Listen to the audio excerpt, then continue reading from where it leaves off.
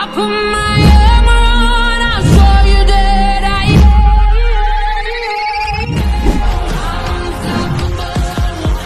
info yang dipelajari, bukan setakat daripada perkara-perkara yang basic, tapi sehinggalah perkara-perkara yang boleh nak dikatakan advance. Asas skill saya, tak ada berapa skill sangat ni untuk lebih kreatif lah. Maksudnya saya dah kali kedua join kursus MHI ni. Refreshing tu amat bantu lah untuk saya berkarya lagi. Saya dapat belajar cara untuk berhadapan depan kamera. Saya dapat extra ilmu tentang bagaimana untuk kita komunikasi, tapi dengan menggabungkan ilmu digital masterclass ni juga. Program ni bagus, sesuai untuk macam saya baru belajar kan. Kita assume kita dah tahu something basic-basic perkara, tapi sebenarnya bila kita masuk kelas ni ada banyak lagi perkara-perkara yang kita kena pelajari. Dapat meningkatkan skill dalam diri saya dalam mencipta konten, cara-cara untuk mengambil gambar dengan lebih cantik. Sangat-sangat baloi sebab harga tak mahal sangat pun. Ilmu yang dapat memang sangat-sangat banyak. Mana yang baru orang kata tu nak start ataupun kita nak pergi ke satu tahap yang lebih ke hadapan. Kalau korang belum lagi, next program nanti pastikan